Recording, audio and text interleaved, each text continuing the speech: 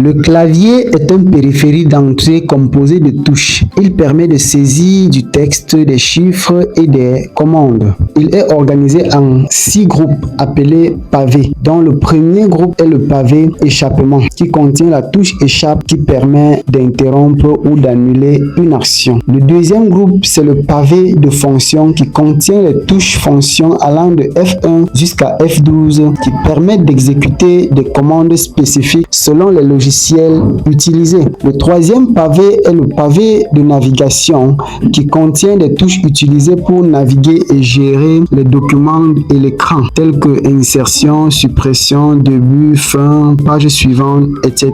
Le quatrième groupe est appelé pavé alphanumérique. C'est le pavé principal d'un clavier qui contient les lettres de A à Z, les chiffres de 0 à 9 qui constituent le système décimal que nous utilisons, les symboles et les touches de frappe courantes telles que entrée, espace, tabulation, verrouillé, majuscule, etc. Le cinquième pavé, c'est le pavé numérique qui permet la saisie rapide des chiffres et des opérations mathématiques, qui permet d'activer et de désactiver avec la touche verrouillée. Et le dernier groupe ici, c'est le pavé flèche qui est constitué de flèches de direction qui permet de faire des mouvements vers le haut, vers le bas, à la page suivante, à la page précédente, etc. Alors, nous utilisons au Cameroun, puisque le Cameroun est bilingue, nous utilisons principalement 2 types de claviers, dont le clavier AZERTY qui est le clavier français et le clavier anglais qui est appelé QWERTY. AZERTY, ça veut tout simplement dire que les 6 premières lettres de l'alphabet forment le mot AZERTY, alors que QWERTY, c'est lorsque les 6 premières lettres de l'alphabet